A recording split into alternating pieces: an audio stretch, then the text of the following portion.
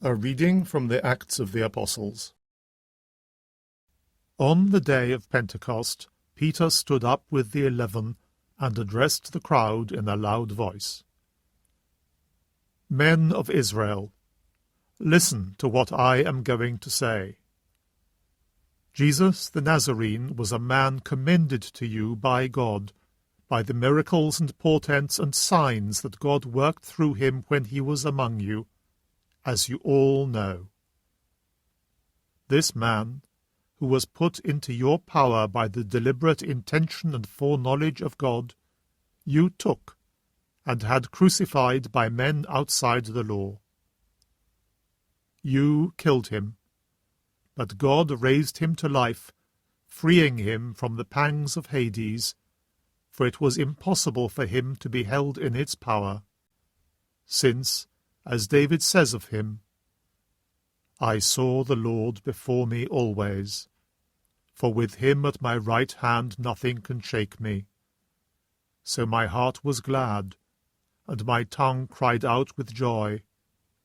My body too will rest in the hope that you will not abandon my soul to Hades, nor allow your Holy One to experience corruption. You have made known the way of life to me.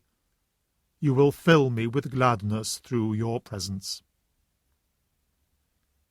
Brothers, no one can deny that the patriarch David himself is dead and buried. His tomb is still with us.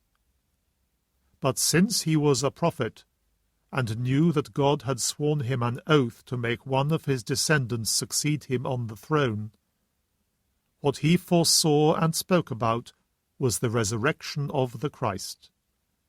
He is the one who was not abandoned to Hades, and whose body did not experience corruption. God raised this man Jesus to life, and all of us are witnesses to that. Now, raised to the heights by God's right hand, he has received from the Father the Holy Spirit who was promised, and what you see and hear is the outpouring of that Spirit. The Word of the Lord. A reading from the Holy Gospel according to Matthew. Filled with awe and great joy, the women came quickly away from the tomb and ran to tell the disciples. And there, coming to meet them, was Jesus. "Greetings," he said. And the women came up to him, and falling down before him, clasped his feet. Then Jesus said to them, "Do not be afraid. Go and tell my brothers that they must leave for Galilee. They will see me there." While they were on their way, some of the guard went off into the city to tell the chief priests all that had happened.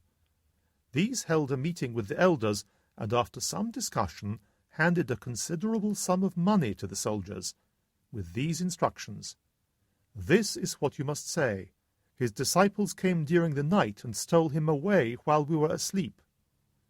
And should the governor come to hear of this, we undertake to put things right with him ourselves, and to see that you do not get into trouble."